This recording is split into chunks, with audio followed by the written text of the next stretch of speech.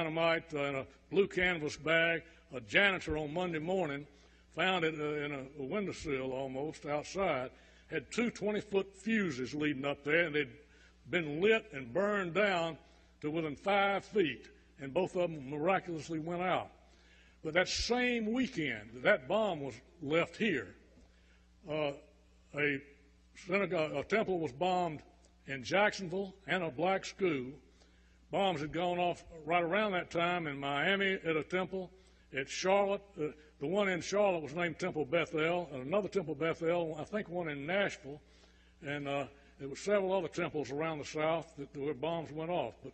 But Stoner also and his group left other bombs around this period of time. They had bombed Shuttlesworth Church.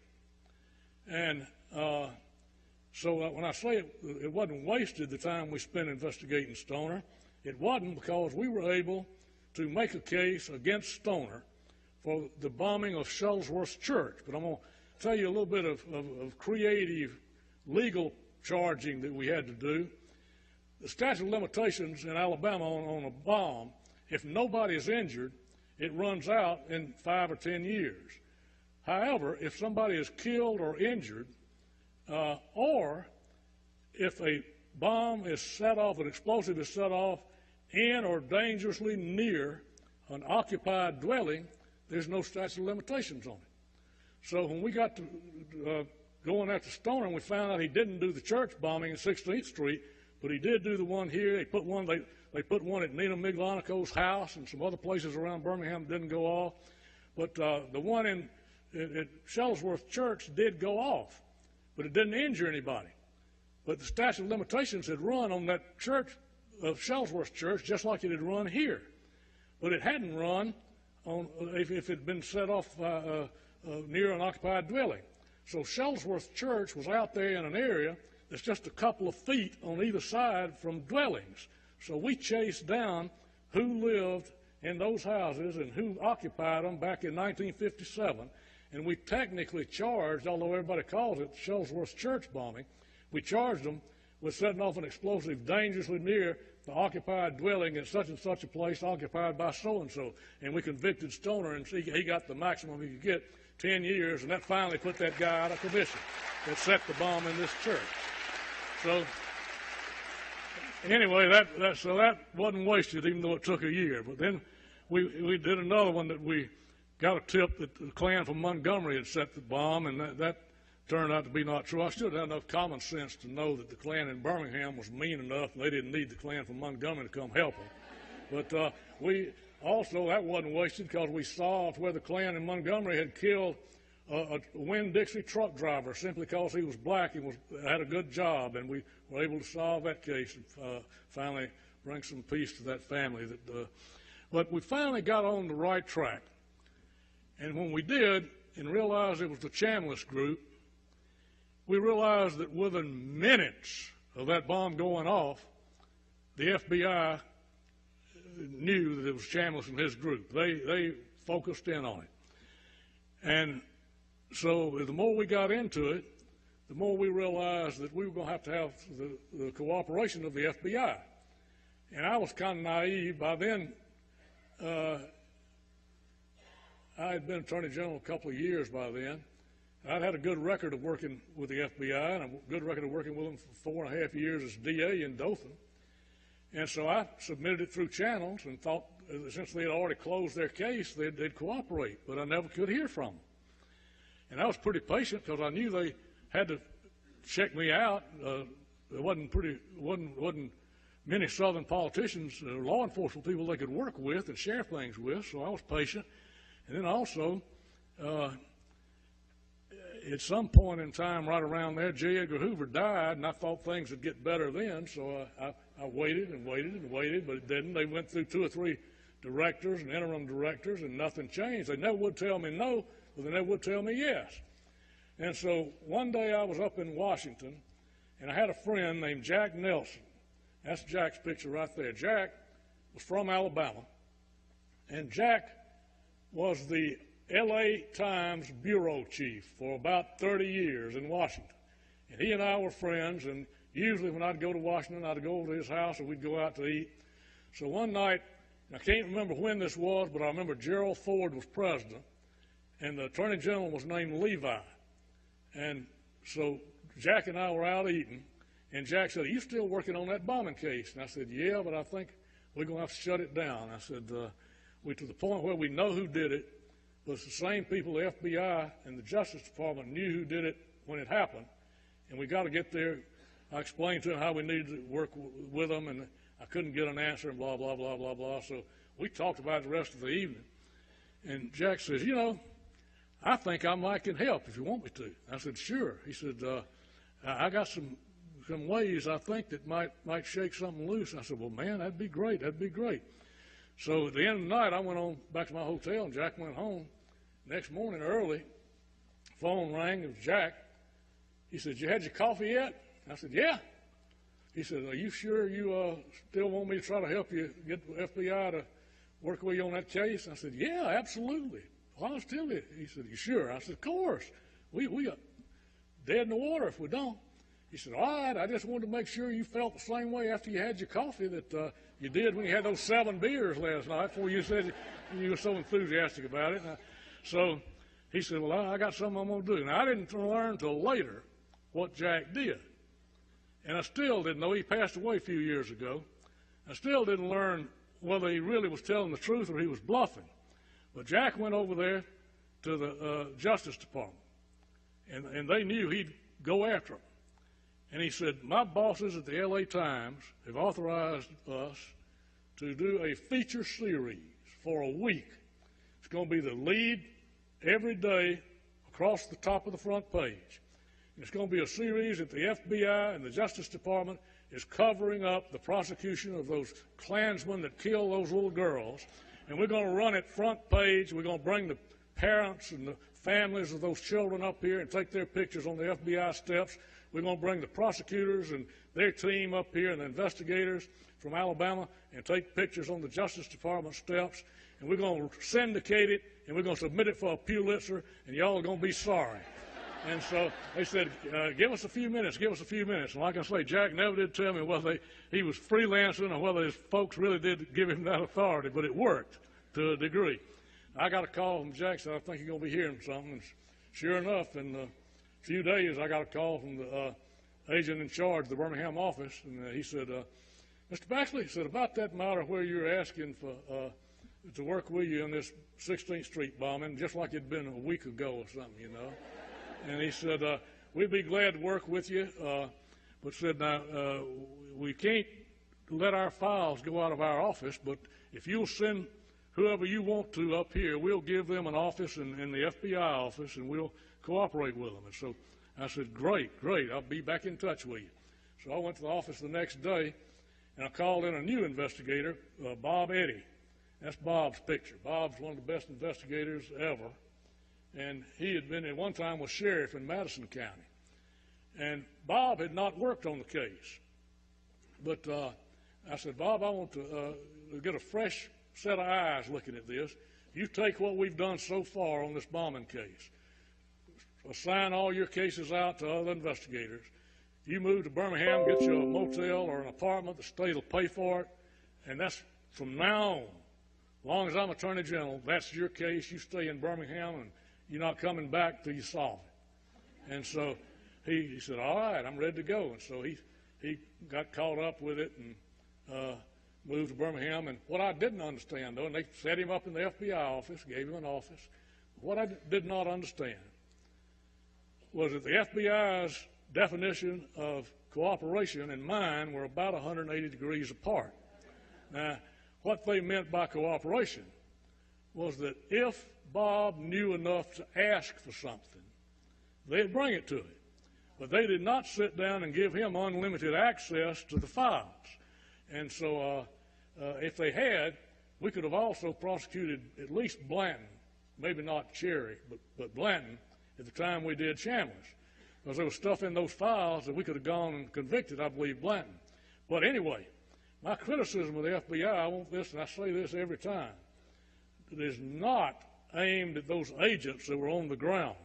Those agents, just like Doug said, they were superhumans in the work they did when they came down here, and they supported our prosecution when we had it.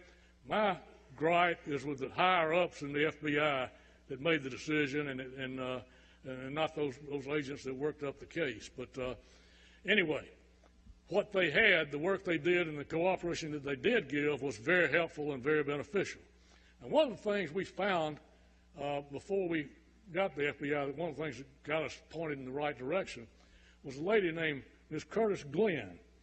And Miss Glenn, that's Miss Glenn's picture right there, along with one of my investigators, John East, and both of them are deceased now. Miss Glenn, we had to track her down. She was from Detroit, and she'd been down here that September visiting and was spending the night across the alley, really, behind 16th Street Church. And so that night, about 2 a.m. in the morning, before the bomb went off, she and her host were sitting out there on the porch, back porch, and she noticed a car come up back in that alley, and it was that car right there, Tommy Blanton's car. And when they got out, there was 4 white men in there, and they opened the doors and the lights came on, and she knew something wasn't right, because at 2 o'clock in the morning, 4 white men wouldn't be in an alley behind the church, and so she wrote down the tag number and the description of that car. And it was Blanton's car. She described it to a T. It took us a while to find her. We found her in Detroit. And so I sent my investigators up there, and when they came back, my chief investigator, Jack Showers, came in and said, well, we found Miss Glenn. Said, we got good news and bad news. What you want to hear first? I said, well, tell me the good news. He said, Miss Glenn is smart. She's intelligent. She makes a good impression. She's as nice as she can be. She gave us iced tea and cookies and stuff, and said she tells a believable story, has got a good memory. She can absolutely nail Chamley. She picked his picture out even now, said that she never will forget that face, blah, blah, blah. And she said she's the kind of person that a jury would believe. I said, well, what in the world can be the bad news? He said, well, she said she's never coming back to Alabama. And back then, now all states have reciprocal witness laws where you can enforce subpoenas in other states. Back then we didn't have that. If you had a witness in Georgia or Florida or Tennessee didn't want to come testify in court, you couldn't make them come. So I said, well, y'all need to go up there and tell her this, this, this, this. We told her that. No, you didn't tell her like you ought to. Go up there and write this down. So we'll go back and do it, but we told her that. So they went back and they came back and said, she said she's not coming to Alabama. I said, all right, we'll go to plan B. By then, I had already hired quite a few African-American assistant AGs, and none of them had been working on this case. But I thought, now, who is the most personable, outgoing one I've got? And it was a guy named Milton Belcher. He'd been president of his high school when there was only about, I think, 3 blacks in the whole high school. He was student body president. He was very outgoing, very personable, recently retired, still is outgoing and personal. So I said, we'll send Milton up there and let him talk to her. So I called Milton in. He agreed to go, got familiar enough with the case, went and talked to Ms. Glenn. She said, no. So they came back, and I said, am I surrounded with incompetence? I have to do everything that's done. Let me show you what y'all should have done from the start. So went back up there, and so we went over to her house. She's just as nice as they said. She put out cookies and cakes and tea. So I started trying to tell her why she ought to come back. And she said, Mr. Baxley, I'm sorry you made this trip. Said, you're nice. I can tell you're a nice man. These people that have been up here are nice men. They've all been very nice to me. Said, I've told them that I am not coming to Alabama, ever, under any circumstances. She said, I would not even allow my remains to be flown over Alabama in an airplane. And she said, I'm sorry you wasted this trip. And I was alternating between despair and showing anger, because I'd tried every way in the world to talk her into it. And I went over there to get some more of the goodies, and I noticed an old Jet magazine laying on a coffee table. And I picked it up, and it was a commemorative issue devoted to the Montgomery bus boycott and Dr. King and Rosa Parks. And it fell open to a page that had the picture of Dr. King with his lawyer, Fred Gray. And the other page was Rosa Parks, and her lawyer, Fred Gray. That's Fred's picture. And Fred, by then, had been elected to the legislature, one of the first two blacks since Reconstruction. And Fred was one of the best lawyers in Alabama. In fact, he was the first African-American president of the Alabama Bar Association. But he was a friend of mine. So I got that Jet magazine. I said, Ms. Glenn, you see this man right here? This is the man that Dr. King trusted when the civil rights movement was born. Without Fred Gray, there wouldn't be a civil rights movement in this country right now. Dr. King knew it and trusted him. If this man comes up here and tells you you ought to go, would you go? And she said, well, I'd certainly consider it. And that was so different from what she'd been saying. I told my folks, we out of here, let's go. So we went back, stopped at the first payphone, called Fred and got him, explained to him. He said he'd be up there, and we had the state jet up there, and I sent it back to pick Fred up. We stayed up there. State jet, Governor Wallace, to his credit, had let us use it for this investigation completely. And the state jet was a nice one. It was James Brown's second-hand jet when he had upgraded, and the state got it, but it was great. And so it flew Fred up there, and so the next morning we went back over there to see Ms. Glenn, and when we went in, but Ms. Glenn wasn't she wasn't anybody's. She wasn't a wallflower. So before she did anything, she got that Jet magazine. She opened it to the page where Fred and Dr. King and Fred and Rosa Parks were. Thank goodness Fred didn't age much. She got that magazine, put it up there by his head, and she looked at his picture and looked at him, and looked at his picture and looked at him, and looked at his picture and looked at him. Said, well, it is you. What do you want to say? So Fred talked to her, and thank goodness, bless Fred, he got her to agree to come back, and she was a great witness, and she was one of the two witnesses that were the main reasons we were able to convict Chambliss, and she wouldn't have come if Fred hadn't talked her into it. But anyway, let me get back to, I'm going to tell a couple of things that happened in the trial and a couple of other stories, and then turn it back to Doug. Trial tried well. We had, as I remember, it was 10 whites and 2 blacks on the jury. Chambliss was defended by Art Haynes, Sr. and Jr., and they are great lawyers. We're great lawyers. They're tough. They fight, but they're fair and they're honorable and they're ethical. And I like both of them a lot. Art Sr. and I had different politics, opposite politics, but I admired him as a lawyer and liked him as a person, enjoyed being with him. But it was a tough fight. And so they had announced they were going to put up witnesses and announced that Chambliss was going to testify. And those of you that aren't lawyers, some of you that are lawyers, you know this. One of the first things you learn in law school is about the biggest no-no a prosecutor can do is comment on somebody's failure to testify. If they don't testify, don't take the stand. You can't comment on somebody invoking their Fifth Amendment.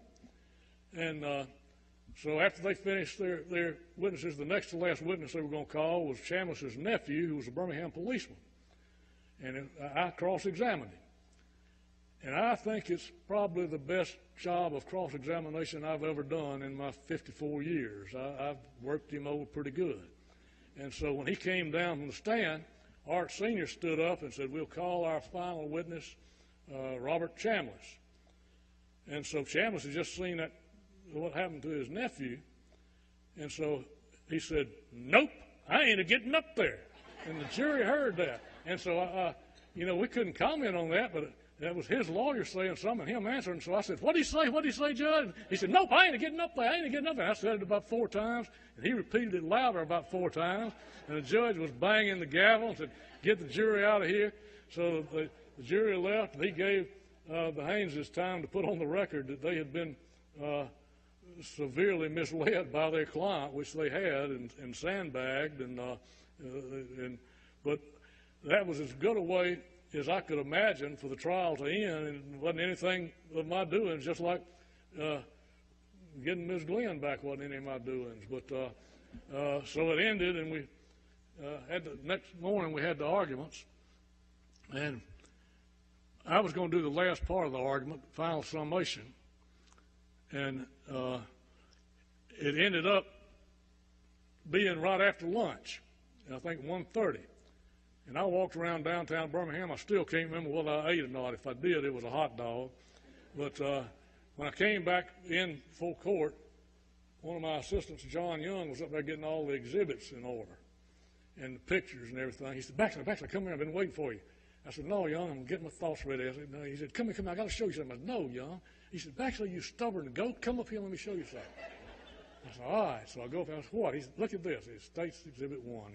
It was the death certificate for Denise McNair, who was the one case we were trying. We broke them down in 4 separate cases. But so I said, okay, so what? It's Denise McNair's death certificate, Exhibit number 1. He said, Baxley, you goon, look at the birth date. And her birthday was that day. And so, I mean, I wasn't even smart enough after I was looking at it to realize the significance of it. But that was just handed to me by Young, by luck. But that was the way, gave me on a silver platter the way to end my final argument. And I told that jury, after we'd finished I spent about an hour, and I'd lined up all these gory pictures, some of which Doug is showing, is going to show, and the damage. And so then I said, and then I picked up that death certificate, and I said, this is Exhibit 1. And after you look through all these exhibits, talking about these gory pictures, I said, I want you to look at this one and realize that you 12 people have got an opportunity to do something that no other people on earth will ever have. You 12 people will have an opportunity to give Denise McNair a birthday present. It's her birthday. Today, she would have been such and such years old. Might have been ice cream and cake tonight at the McNair house. They might have been talking about school or a job or grandchildren or something like that, or getting married. But it's not going to be ice cream and cake tonight, not ever going to be a happy occasion to talk about that. But you people are going to have something to give Denise McNair for a birthday present anyway. You're going to have an opportunity to finally bring her killer to justice. And that was a way to end that was just handed to me as a gift from some other power. And that's the first time I really felt like we might win, because several of the jurors started tearing up. And so, and it went to the jury, and they did convict, and we'll tell 2 other stories. And this one was told me by Art Haynes Jr. When the jury convicted Chambliss, his daddy made him go over there to tell Ms. Chambliss that Chambliss had been found guilty. See, Chambliss had been out on bond. And so he went over there, and Art said when he got there, the house, the curtains were drawn, blinds were down. He knocked on the door, and his voice said, come in. It was the middle of the day, but everything was dark in there. He said Miss Chambliss was sitting laying on a house robe with a wet towel, cloth on her forehead. And he said, Miss Chambliss, I'm sorry. I said, Daddy told me to come over here and tell you the jury has found Robert guilty, and said he's in jail, and you need to get up his stuff and carry it to him. She said, well, when's he coming home? He said, well, he won't be coming home. He's found him guilty of first-degree murder, and there's no bond for that. And she said, well, when will he get out? I said, well, that's what I'm trying to tell you. I said, we're going to appeal the case. We're going to fight as hard as we can. But we're afraid that they won't be. If the judge tried a clean record, it'll be at least 2 years before we get a ruling. And at his age, and it just doesn't look good. She said, but when is he coming home? She said, well, that's what I'm trying to tell you, Miss Chambliss. I don't think he'll ever be home again.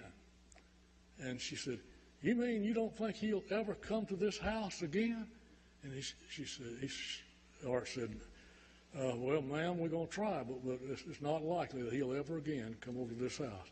He said she sat up, threw that rag all the way across the room against the wall, and jumped up, started letting the blinds up and the windows and saying, hallelujah, hallelujah, praise the Lord, glory be, thank you, Jesus, praise the Lord, hallelujah, hallelujah, hallelujah.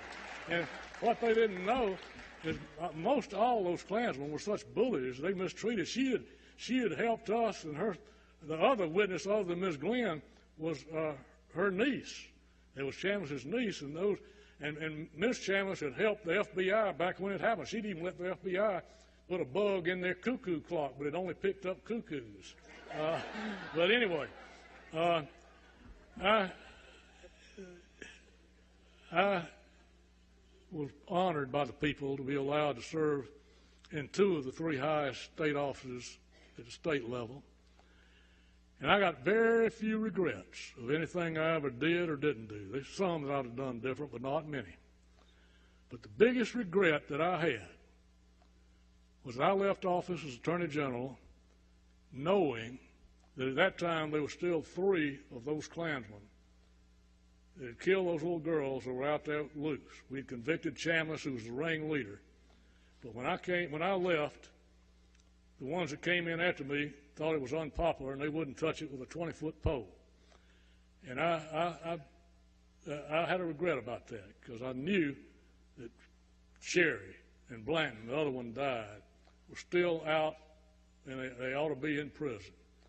And if I had known then, during that 20-some-odd years, that there was a young law student in law school in Birmingham, cutting class every day, sitting in that balcony and watching that trial, and that 20-something years later, he'd be the United States Attorney, and he would come in and pick up the remains of that case.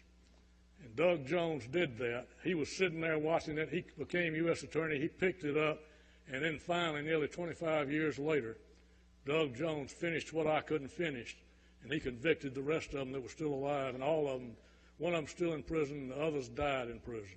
And Doug Jones will always, before he was a senator, be one of my heroes for what he did. Thank you all very much.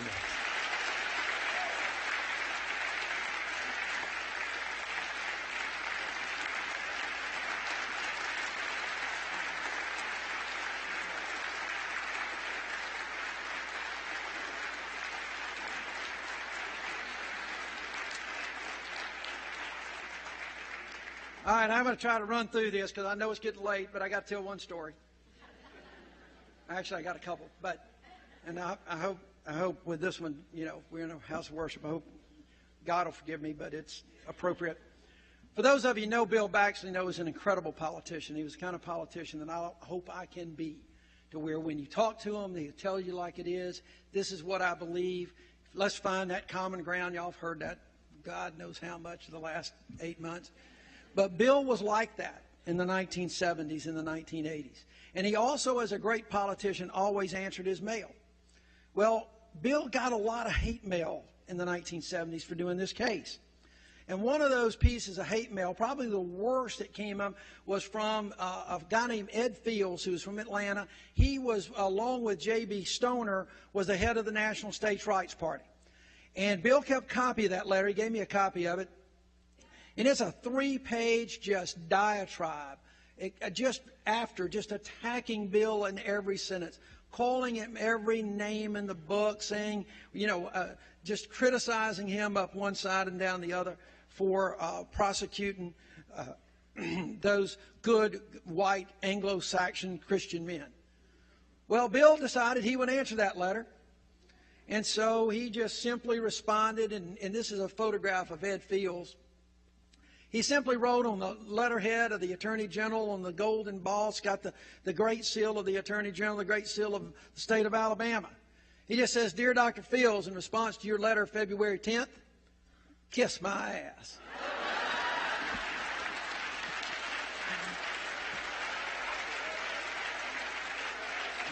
Yeah.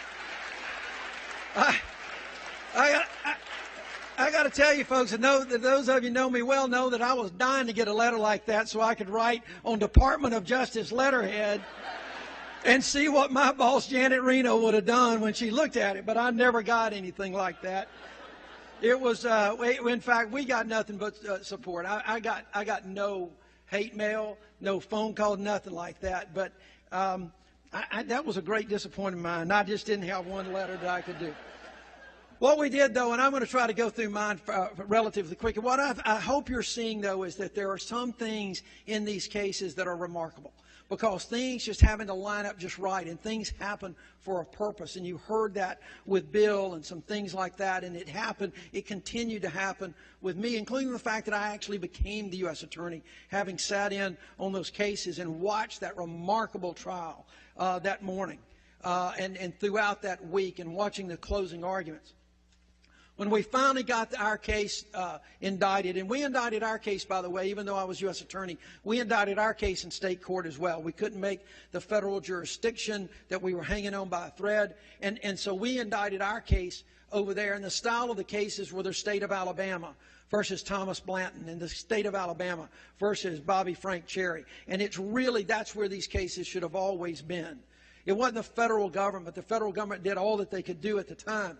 But it was the state government and state authorities that let these folks down so much. So I felt good that I got designated as a special attorney general for the state to go prosecute these cases in state court. And when we finally indicted the cases in May of 2000, we indicted them for the murder of each of those 4 girls. And we wanted to try Cherry and Blanton together, but there was an issue about Cherry's competency. Many of you may remember that. So we had to go with Blanton first while Cherry was being evaluated, which is another whole issue that we had to deal with. But when we finally started the Blanton case in the same courtroom where I watched as a kid, we had tremendous support from the families. That's Mrs. Robertson and her daughter Diane, who lives in Maryland now. The McNair family and the Collins sisters were all there. They were there every day. Just tremendous support from these families. And you know, as we started our case, and you know, you heard the story about Bill and his closing argument, and I was there. I saw it. I was one of the ones that was teary-eyed in the balcony watching what I thought was the most remarkable closing argument I would ever see, and I still think it was. But as fate would have it for us, in April of 2001, on a day that I did an opening statement in the Blanton case, and I called Alpha Robertson as my first witness. It wasn't Denise McNair that day, who I had watched Bill give the closing argument about her birthday. But as Miss Robertson testified about the death of her daughter Carol, and I had done my opening statement, I did so on a day that would have been Carol Robertson's 51st birthday. 51 years old, and now you could just, the same reaction that I just got was reaction in the courtroom and the jury. All of a sudden you understood that this case was really more than just simply about history. It's about victims. It's about victims who never felt the full measure of justice that we like to pride ourselves on as lawyers and in this country, our system of justice. And they understood it and they got down to work. It was a remarkable moment when Miss Robertson gave that testimony and that day. I still remember it like it was yesterday. One of our early witnesses was John Cross. He was the minister. He had always lived with the guilt of these children's death because he knew that by allowing the mass meetings to take place, he had put the bullseye on the children. He identified all of the photographs that I saw earlier. He had retired and came back over from Atlanta in both my cases. Was not in good health. Had had a couple of strokes by the time he testified in the Cherry case in 2002. This is Judy Collins. Judy is Addie Mae's sister. She was across the basement, sitting on the steps inside, counting the Sunday school money when the bomb exploded. She and Addie Mae had a little argument that day over a ring, and she never got to make up. The next time she saw her, she had to identify her body. Now, when that happens to a young child, a young girl, an adolescent girl, without their proper care, it affects you. And it did Judy for so long. Because Birmingham tried to sweep this under the carpet, despite all that the FBI was doing. This is Eunice Davis. This was Carol, Cynthia's sister. Living apart, Cynthia was living with a Wesley family, and Eunice heard about this on the radio, heard about her sister's death on the radio, and had to go get her mom to go over to the Wesley's house to mourn and to find out exactly what happened and what the arrangements were going to be. And then there was Maxine McNair. Maxine had taken Denise that morning to 16th Street. Denise was going to participate in the youth worship service. She had on a new dress and new shoes. And they parted at the steps inside, and Denise went downstairs, and Miss McNair went up to the choir loft where her Sunday school class was meeting. It was almost directly over the ladies' lounge in the basement. When the bomb exploded, I asked Miss McNair on the stand what happened, what was the reaction in the sanctuary. She said it was bedlam. People didn't know if it was a bomb. They didn't know if it was a plane crash. There was just soot and debris flying in. I said, well, what was your reaction? She said, well, it happened right below. I just screamed, my baby, because she knew where Denise had been and she knew where that bomb had come. And her husband, Chris, was a Lutheran. He went to a different church. Heard about the blast only to be told that it was at 16th Street, and he jumped in the car and came to 16th Street, got out only to be told he needed to go to UAB. It was Hillman Hospital then, to the makeshift morgue where they had set the bodies of these 4 children. Now, you know, Chris was a photographer, and he had a room that he dedicated in his studio to Denise, had her shoes and her Bible and some other memorabilia. And also in there, he had this piece of mortar. And it was the mortar that he saved, that when he went to view and identify Denise, that was still embedded in the middle of her skull. And I asked him one day, because Chris and I have been friends for a long time, and I finally got up the nerve. I said, Chris, why do you display this? It seems a little bit over the top. He said, Doug, you know, people come by here all the time. They mourn for the girls and they learn this history, but until they see that mortar that was buried in Denise's skull, people can't fully appreciate. They always can't fully appreciate what people do in the name of hate. And I never questioned him again. And you can count on the fact that my jury got to hold that piece of mortar, and it got passed around to both the Blanton and the Cherry juries. These victims' families were just amazing, just absolutely incredible, and they just kind of waited, and they let the wheels of justice turn, never doing anything except praying, having this abiding faith in our judicial system. And they were so unlike the other members that of the Klan and the others like that were part of this group that perpetrated this act, including Bobby Frank Cherry. Bobby Cherry was living in Baybank, Texas by the time we indicted him, and Cherry just used to run his mouth all the time. And the thing about Cherry is he could never tell the truth. He was always talking and giving information that was inconsistent with each other. And always people would ask, how do you know that was not true? I said, well, he's a human. His lips were moving, and if his lips were moving, he was lying to somebody. That's just the way he was. By the time that we interviewed him in 1997, he just started making things up. He said that in the weekend before the bombing on that Friday night and Saturday night, he was down at the Modern Sign Shop. But he left at 10 o'clock Saturday night. He saw Chambliss. He saw a couple of other folks, and he couldn't lie about that because there was too much information. But he said he left at 10 o'clock at night because his poor wife was dying with cancer, and the lady that was sitting up with her had to be relieved. And he knew it was at 10 o'clock because that's when his favorite TV show, Live Studio Wrestling, took place. Now think about that a little bit. I mean, you went home to see wrestling not because your poor wife is dying, but he's just making it up because we were proved in our trial that poor Mrs. Cherry, you know, she did die of cancer, but she wasn't diagnosed until 2 years after the bombing. Live Studio Wrestling didn't start, and we had the TV logs from the old papers that didn't start on Saturday night in Birmingham until 1 year after the bombing. Well, that's pretty damning evidence, folks, when you can lie like that. We had like 7 or 8 FBI agents that came and talked about their interviews and pointed out all the inconsistencies and the lies. And in my closing argument, I did a big PowerPoint and laid them all out. And I'm going to tell you, folks, when you lie that much about something that important, you are guilty as you can be. And the jury knew that. It was probably the most damning evidence, except we did have a couple of other things that happened. Because, see, what occurred, people, you know, there wasn't a ton of evidence against Cherry to begin with.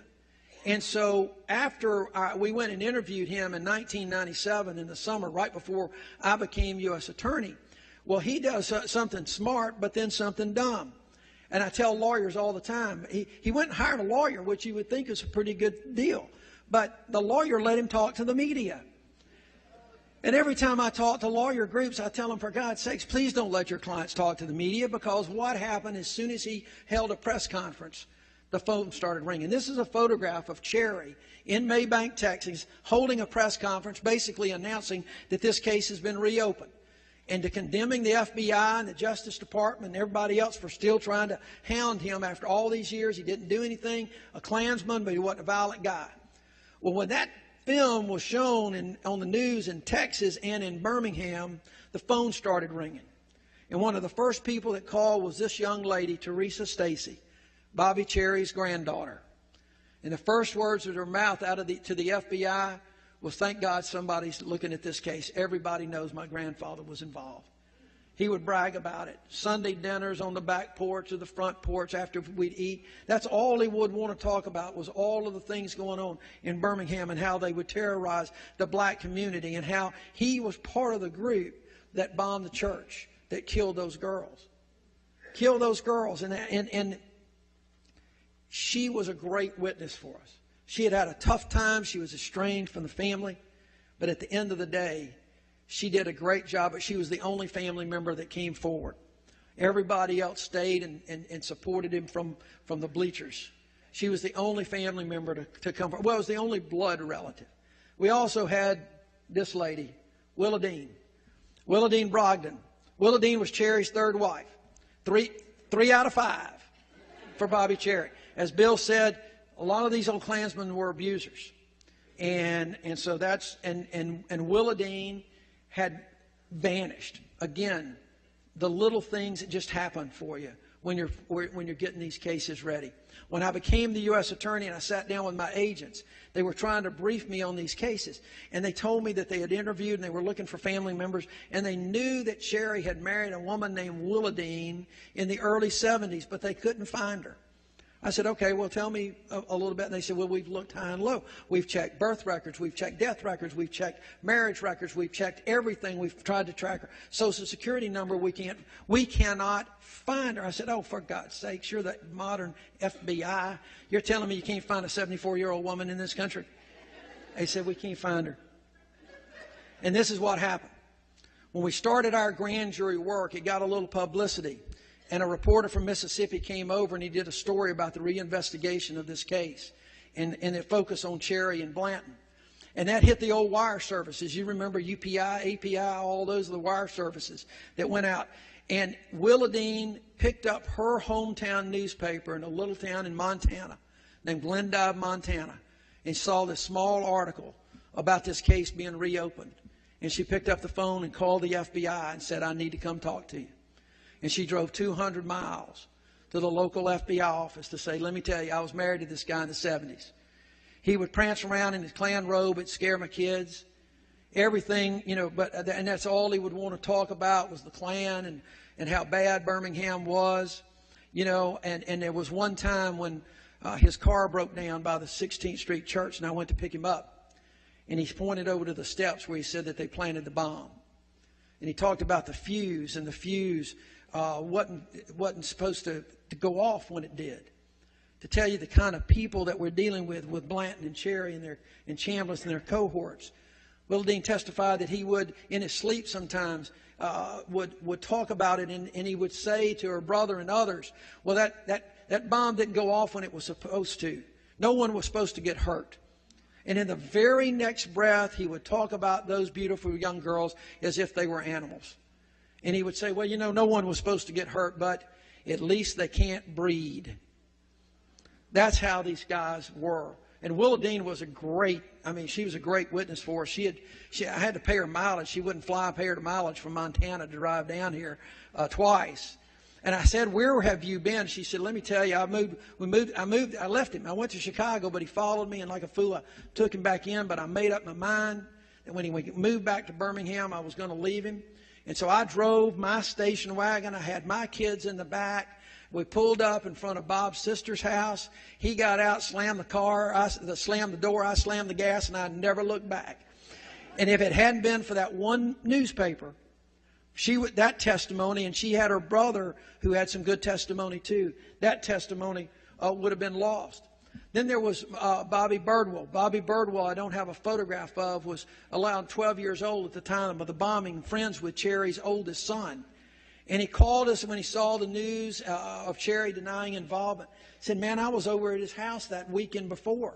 And they were talking about, he's sitting around, I saw his Klan robes. And I asked his son what it was. He told me he was a member of the Klan. And I saw him sitting around the kitchen table with 3 other white men, and they're talking about the bomb. and the bomb being ready, and they're talking about 16th Street Baptist Church. My colleague asked him, well, why didn't you tell someone? You were old enough to see this news and understand the importance. He said, man, I was a white kid in a Klansman's house with this information. I was scared to death.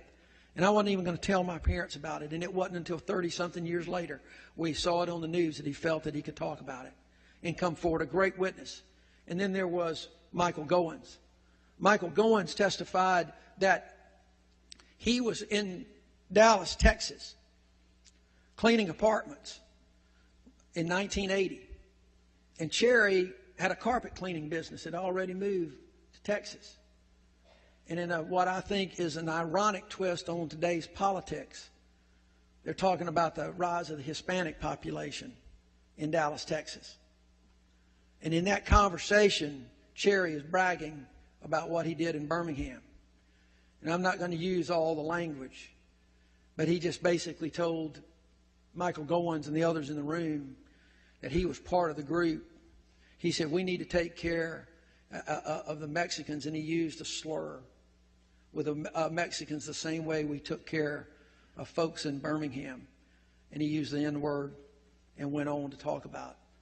So, folks, let me tell you something. When you talk about this immigration debate, and I've been talking about it a long time, when you talk about this immigration debate, and you're talking about, remember, this state and this country is becoming more diverse every day. And if we don't remember the people like Bobby Frank Cherry, because they're still out there, we got to make sure that we don't have the same thing that happens in our communities throughout this country. And I said that. I've been preaching that long before the U.S. Senate ever hit my radar. But it's important, and I tell kids that.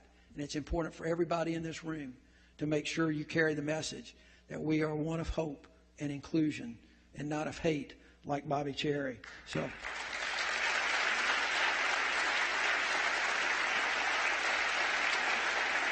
The Blanton case was a lot different. Cherry's case convicted, it was a lot of his inconsistencies, his admissions. Blanton was a lot different. He was a hermit. He lived by himself. He was very quiet. He didn't run his mouth the same way. He actually went to law school. Thank God he didn't become a lawyer. He never passed the bar, so he's not a brother lawyer. But he did become a prolific Freedom of Information Act requester and had a pretty extensive file even before these cases.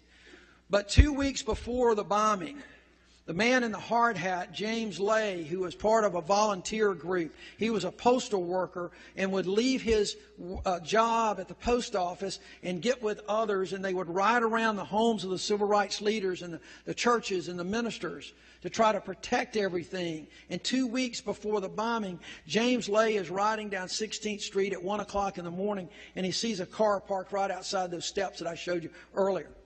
And there's a car parked there, and there's a white man standing by the car, and there's another white man standing by the steps, and he's holding what Mr. Lay called a grip. It would have been a backpack type thing, a little piece of luggage of some type, standing over there by the steps, and he hits his bright lights, and they jump in the car, and they take off.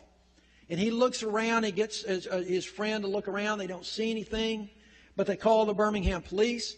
Birmingham police come out there and say, well, just go on home, boy. You didn't see a damn thing. Well, boy was the name given to all black men, regardless of their age at that time, by the Birmingham police. Just going home, boy. You didn't see a damn thing. Well, 2 weeks later, James Lay's just a few blocks away, and here's the blast. Goes and helps remove the bodies. And he tells the FBI what he saw. And they take him up, and they confirm it with the police, and they take him up, and they show him all these pictures of Klansmen.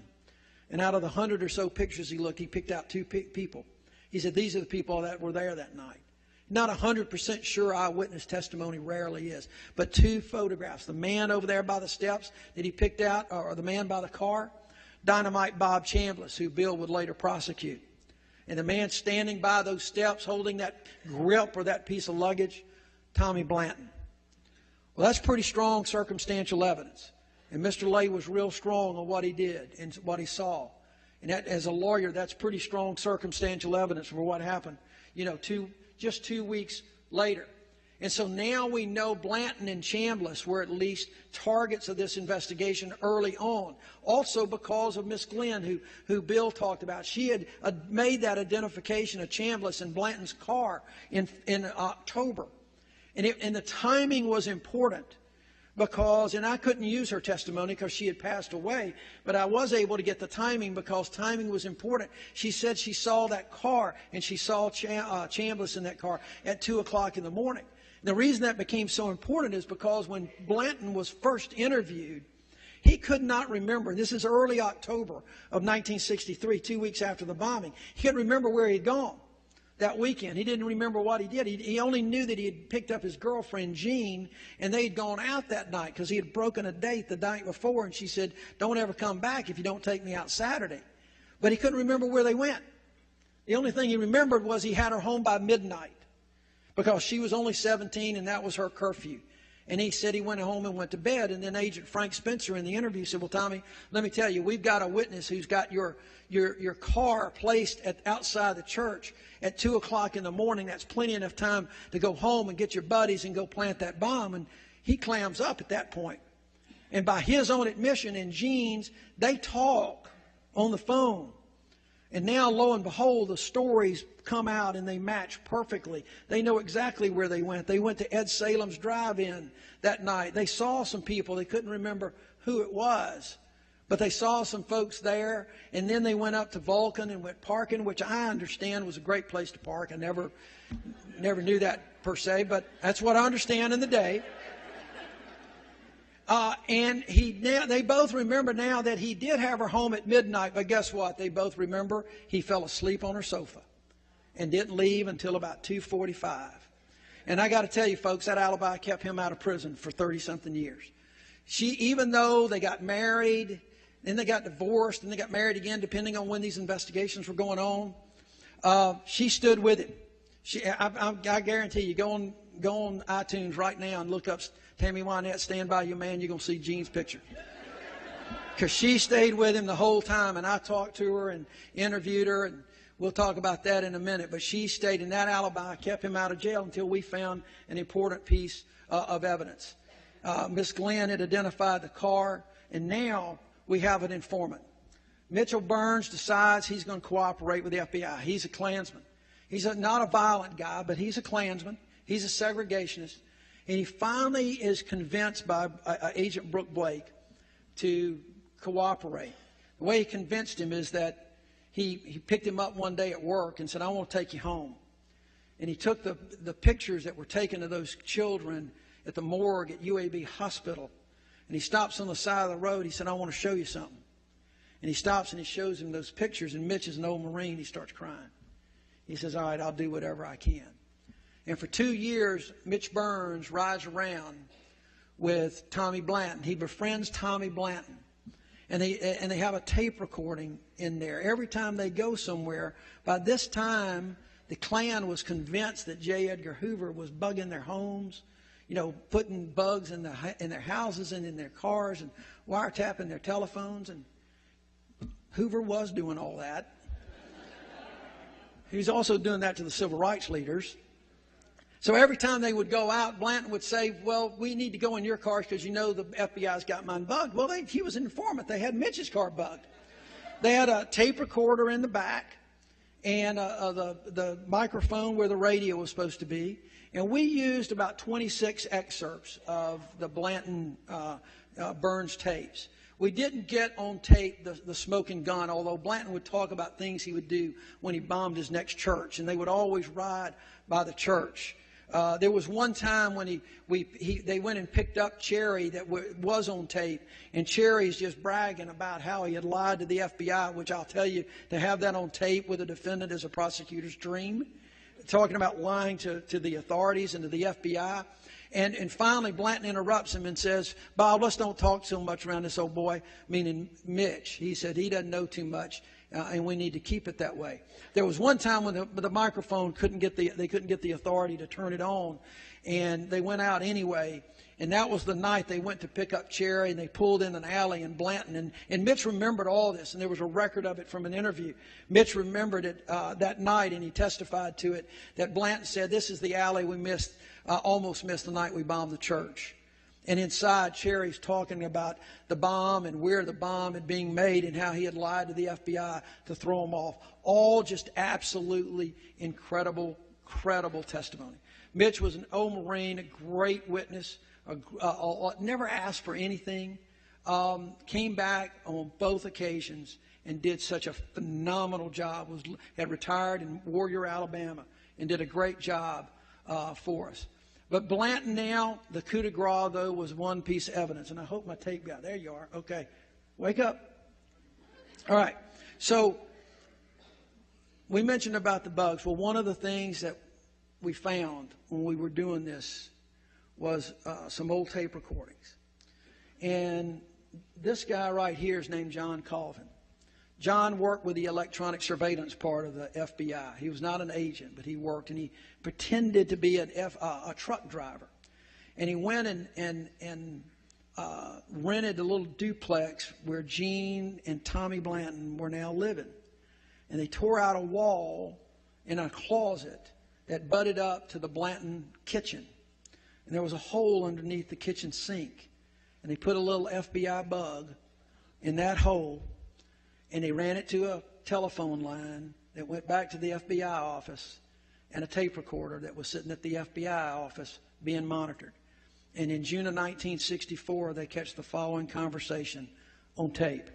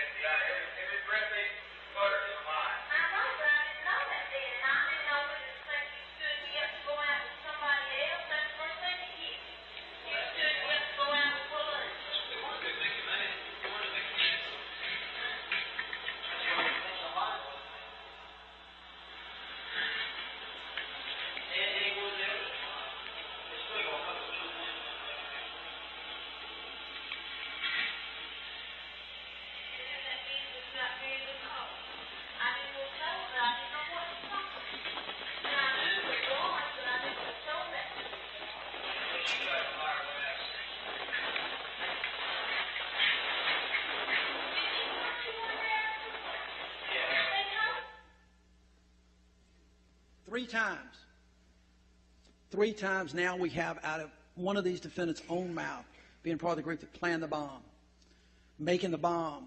You saw the pieces of the puzzle with the river and the sign shop all coming into play now with this one tape that had been sitting in a cardboard box in the FBI offices for 30-something years before we pulled it out to listen to it. Now, to their credit, the FBI never thought that this could go and get into evidence. The law had changed considerably, then we were able to get this tape into evidence. They didn't think they could do it in the 1960s, but even in that, I'm not sure they could convict it.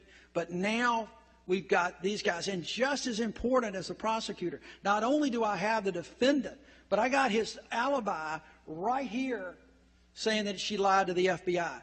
She knew who Mary Lou Holt was. She was a big Klan wife. She was thought to have some knowledge of this, and she lied to the FBI about who she saw. And now the alibi that he kept him out of prison for so long doesn't take the witness stand in his defense.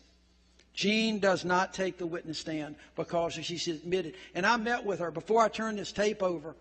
We found this tape after we indicted these guys.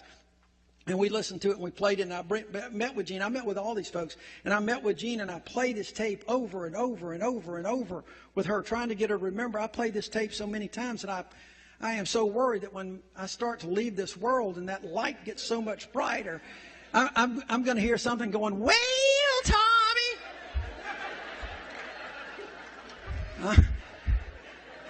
I will be tempted, Rabbi, to go the other way, whatever it is. But I told her, I said, in this true story, I met with all these folks and I never lied to them at all. And I said, Jean, look, you need to understand something. You need to do, and this is the truth, and I can show it to you. He did go out with Waylene on that Friday night that he stood you up. Well, she was pretty angry about that, but she still didn't budge. She didn't budge at all. She held her ground, and we played that tape. It was a remarkable culmination of the evidence involving Tommy Blanton. And I'm going to try to wind up, but I got a couple of coincidence things. You know, when I first became the U.S. Attorney, I told my folks, I said, I want to do this case. They didn't know my history with Bill and watching that case. And they said, don't get your hopes up, Doug. And because it's an old case. It's stale evidence. People are dead. People are dying. So don't get your hopes up. And I said, if we don't do that now, it'll never get done. And I didn't realize how prophetic that turned out to be. Because about 2 months before the Blanton case, James Lay has a stroke. And he's in a nursing home in Bessemer. And he's paralyzed a lot. He can't speak. But his mind's still good, and he still wants to testify. And I talked to his doctors and nurses, and I'm going to bring him in. And the rules of evidence would have allowed me to go through his grand jury testimony. He was this phenomenal grand jury witness. Very, very soft key where people just leaning over listening to him. I wanted the jury to see him, and even if it was for me to read the questions and answers and say, Mr. Lay, was that true when you gave that testimony? And he let him nod yes. And then something happened as we got into trial. On about the third day, I was going to call Agent Spencer, who was retired FBI, who Blanton had lied to about that weekend, because that was important for us too. And I came in, and my agent, Bill Fleming, says, Doug, you need to sit down. We got another problem. I said, what is it? He says, well, Agent Spencer was being driven up from Tampa, where he'd retired, by his daughter. And he got as far as Montgomery, and they think he's had heart failure. He's in intensive care. So now a lot of you came to these trials, and you know the intense scrutiny that we had in the media. Think about this as the prosecutor, whether you got a star witness in a nursing home and now another star witness in intensive care. That's the kind of way these cases went. Well, fortunately, Agent Spencer was okay. And he came up to testify and to show you the importance of these cases and these witnesses. The doctor, who he had never met before in his life, when he saw him in Montgomery, Alabama, when he found out who he was and what he was doing, he canceled everything he had going, and he came up with him, along with his wife, who was a nurse, and sat in the courtroom just in case. As an accommodation to his daughter, Judge Buhacker did away with court in the courtroom next to us, and we had paramedics with a crash cart and defibrillators ready to go. Agent Spencer was great. He was 82 or 83 years old. He's the oldest FBI agent to ever testify in a criminal case. Did a fabulous job, but I got worried about James Lay because he was weak. And so I cut a deal with the defendant. I'm going to let you do some cross-examination that you couldn't otherwise do, but I just want to have somebody read. And Shelley Stewart, who many of you may know, was Mr. Lay's friend. And so we read that testimony. And so I got the testimony. My jury didn't get to see Mr. Lay, and I'm disappointed. But there's a long story to tell you that after the Blanton case was over and I go on a vacation, he was only going to testify in the Blanton case. When I come back from that vacation in late May, I pick up a newspaper and I see where Mr. Lay had died. Had he died, had the case gotten continued just 60 days as the defendants wanted, we would have lost that testimony. I could have never made that deal with the defendants. And he was the first of series. A year later, the man who authenticated the tape you heard, John Colvin, goes back in the hospital and dies of cancer. That was 1 month after the Cherry case. After that, Miss Robertson calls me to tell me she can't go to New York with me. I'm getting an award from Congress of Racial Equality, and she's going to get one accepted posthumously for the girls. And her test came back, and I visited her, and on a sunny day in August, when I'm in New York giving a speech about the church bombing, Miss Robertson passes away. She was a remarkable lady. My jury consultant called her the moral center of the universe. She was just a remarkable lady, and at her memorial, her son come bouncing over to me afterwards. And he said, Doug, thank you so much for coming tonight, but more important, thanks for what you did. It was because of you. She died with a smile on her face. And I'll tell you, it doesn't get any better, folks, as a lawyer. It just does not get any better than that kind of compliment for someone like Miss Robertson. A couple of months later, right before Thanksgiving, Mitchell Burns wakes up on Tuesday before Thanksgiving complaining of chest pains. Collapses on the floor of his Warrior home and dies of a heart attack. Mitch lived and died a Klansman. There's no question about it. But not a hater in the sense of Blanton and Chambliss. And always did the right thing. Didn't hesitate to come back and do the right thing when it came time. Year after Cherry case, Michael Goins, who was suffering from emphysema, who we thought were racing against time, dies of his disease, a horrible disease. A couple of years after that, it was Eunice Davis, Cynthia's sister. John Cross, the minister. John Cross was one of my heroes. Because, you know, we had 2 other deaths that day. But by and large, Birmingham remained somewhat calm. We could have exploded in bigger ways than just at the church. And it was in part because John Cross, when the crowd had gathered, found out that somebody had been killed in that bombing. John Cross grabbed the bullhorn from Mr. Lay and got on the front steps of 16th Street and started preaching the Sunday school lesson of the morning, which ironically was called The Love That Forgives. And Birmingham settled down a little bit, except for the 2 deaths that occurred a little bit later, Virgil Ware and Johnny Robinson. And it wasn't just the defendants. About 3 years or so after he was convicted, Bobby Frank Cherry dies in an Alabama prison on a night when I'm doing the Leadership Birmingham program with Reverend Shuttlesworth.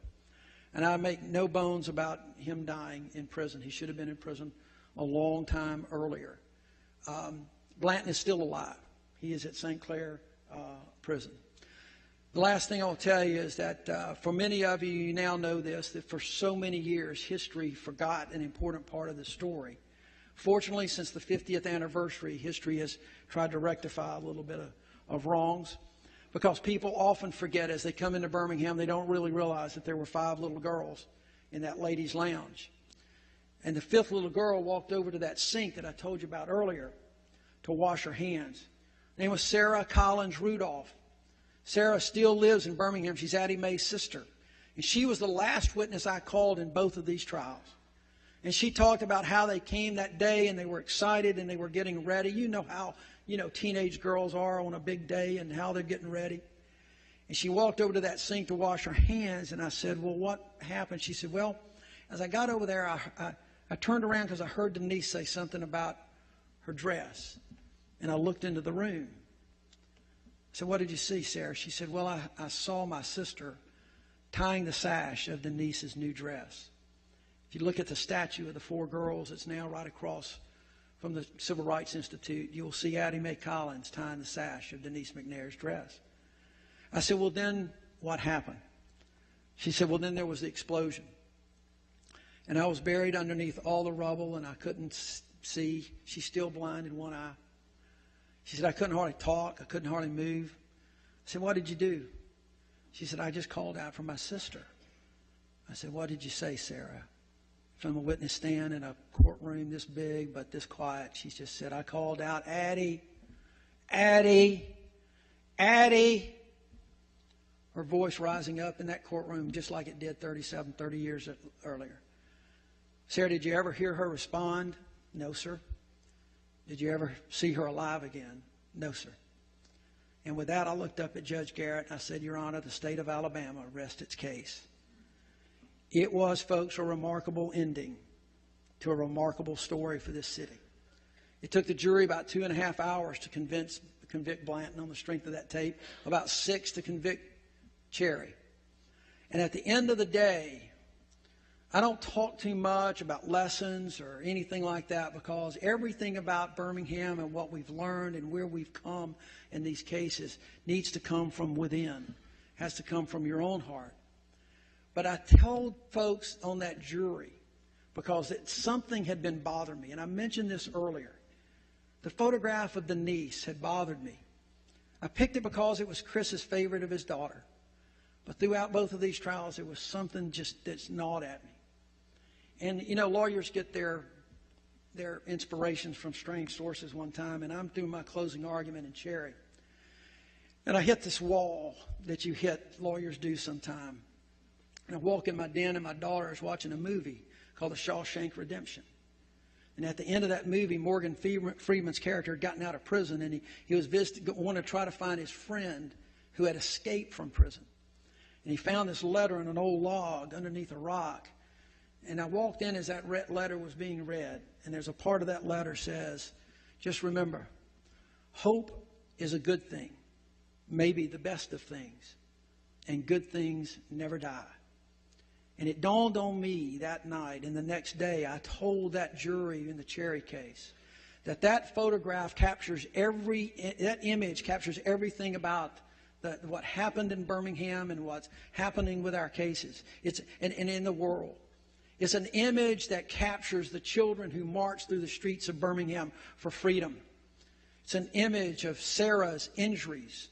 It's the image of the children who died. It's the image of a mother's heart that never stops crying over the loss of a child. But more importantly and significantly, it was an image of hope.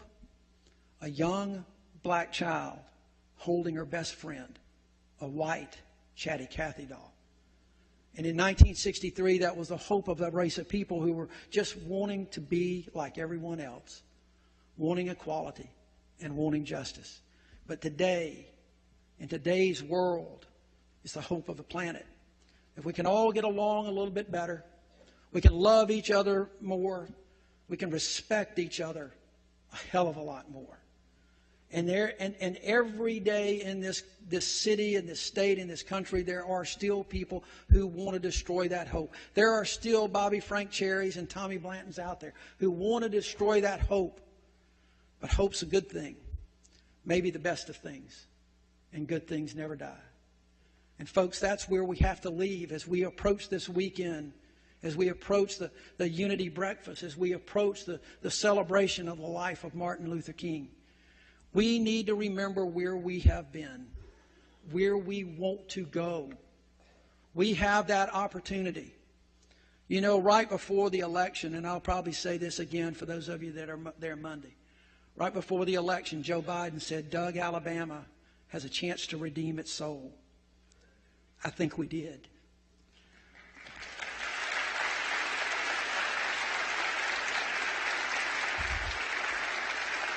But in order to make that redemption complete, we have to live it out every day, not just on Dr. King's birthday. We need to spread the word, and we need to tell our children and our grandchildren that we are a people of hope, we are a people of respect, we are a people of dignity, and we are not going back to the mistakes that we made in Birmingham in the 1960s. Thank you all for letting us share this story with you tonight. Thank you. Thank you.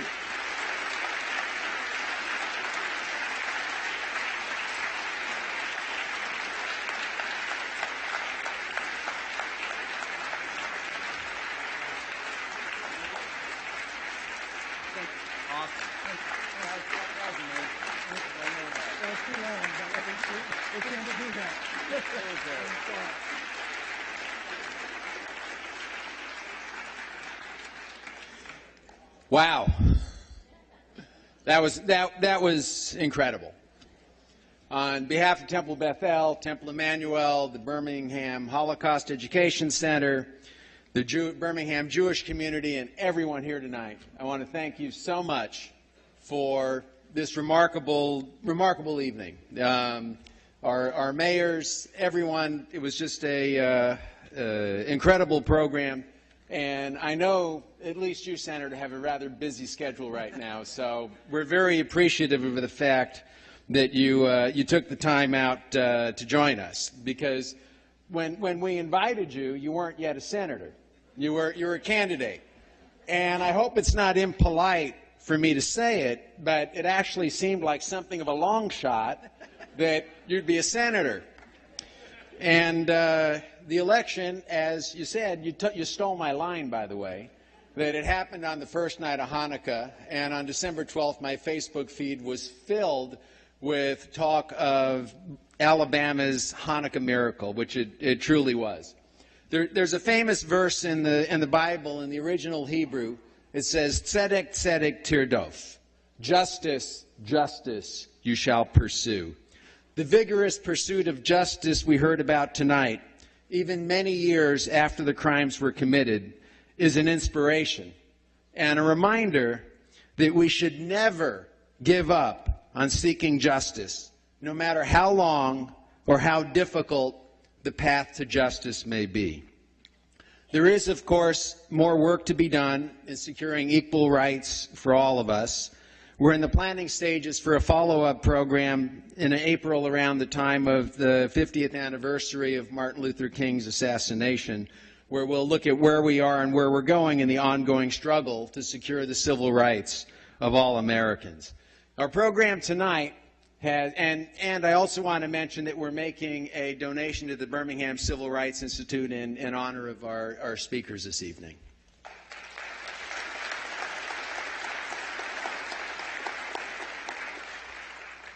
Our program tonight has two parts, stories and song. As wonderful as it's been, we're not done yet. And I want to say a little bit about the musicians that we're going to have joining us, Neshama Kalbach and her band. I've had the privilege of hearing Neshama perform in 3 different countries, Mexico, Israel, and the United States. The first time I heard her perform was at a rabbinical assembly convention in Mexico City, and I was one of the 300 rabbis there who were very moved by the beauty of her music. She's performed all over the world. She sold over 1 million records, was a 6-time entrant in the 2011 Grammy Awards, and was one of the creators of Soul Doctor, a Broadway show based on the life of her father, Rabbi Shlomo Carlebach. Reb Shlomo, as his followers call him, was the greatest songwriter of Jewish religious music in the 20th century. Many, many synagogues, including this one, synagogues across all denominations, Orthodox, Conservative, Reform, use some of Shlomo Carlebach's music as part of their Friday night service. Neshama performs both her father's songs and her own creations, which reminded me of a teaching from her father, advice that the non-Jewish priest Melchizedek gave to our ancestor Abraham.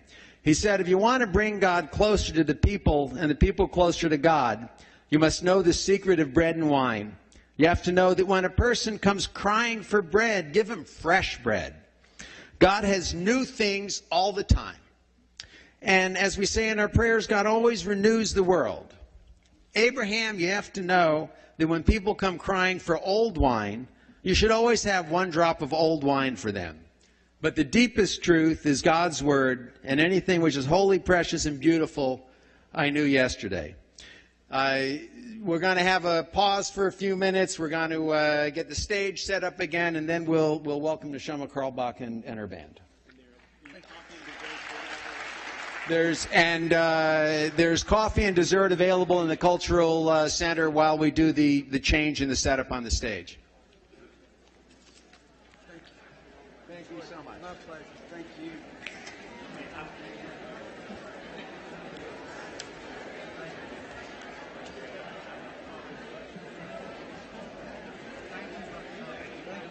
No, I'm good. I just got to. Thanks. No problem. I just got to get everything shut down.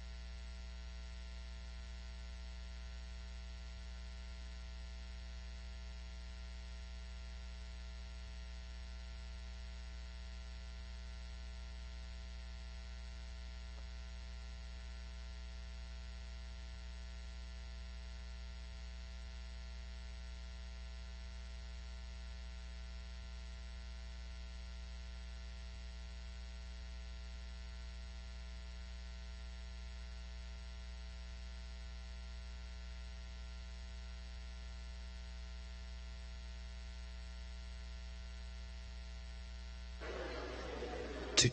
We are filling the podium mic, so you'll have to use this. Ladies and gentlemen, just letting you know that in 5 minutes the show will start. Use the restroom, get coffee and dessert in the Cultural Center, which is this way. And part 2 starts in just a few minutes. Thank you. Yep.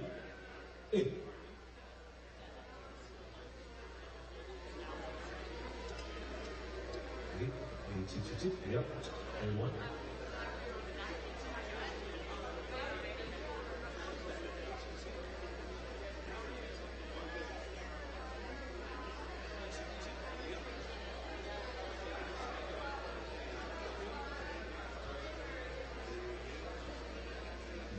Yep. Yep.